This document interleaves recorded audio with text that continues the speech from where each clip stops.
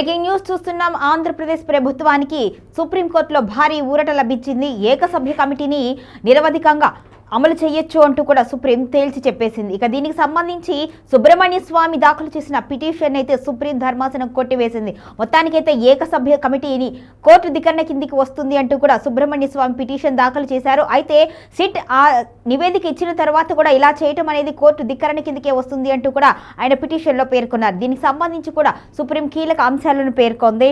తిరుమల లడ్డూ కేసులో సుప్రీంకోర్టు కీలక తీర్పునిచ్చింది. సుబ్రహ్మణ్య స్వామికి సుప్రీంకోర్టులో ఎదురు దెబ్బ తగిలింది. సుబ్రహ్మణ్య స్వామి పిటిషన్ని సుప్రీంకోర్టు కొట్టివేసింది. కల్తీ నెయ్యి కేసులో సిట్ ఇచ్చిన నివేదిక ఆధారంగా ఏకసభ్య కమిటీ ఏర్పాటు చేసింది రాష్ట్ర ప్రభుత్వం. అయితే ఏకసభ్య కమిటీకి వ్యతిరేకంగా సుబ్రహ్మణ్య స్వామి పిటిషన్ను దాఖలు చేశారు. ఏపీ ప్రభుత్వ నిర్ణయాన్ని సుప్రీంకోర్టు సమర్థించింది. విచారణను నిరాకరించింది. సుబ్రహ్మణ్య స్వామి వేసిన పిటిషన్కి సంబంధించి ఇక సుబ్రహ్మణ్య స్వామి వేసిన పిటిషన్ని కూడా కొట్టివేసింది. విచారించేందుకు నిరాకరించింది సుప్రీం ధర్మాసనం.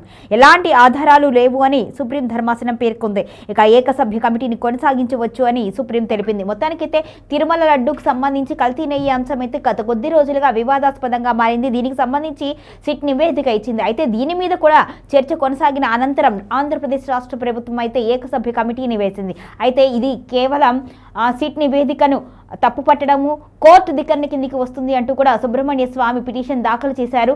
దీని మీద విచారణ చేపట్టిన ఈరోజు విచారణకు వచ్చింది. దీని మీద సుప్రీం ధర్మాసనం మీద కీలక వ్యాఖ్యలు చేసింది. అసలు సుబ్రహ్మణ్య స్వామి పేర్కొన్న అంశాలపై విచారణ అక్కర్లేదు అంటూ కూడా పిటిషన్ను కొట్టిపారవేసింది.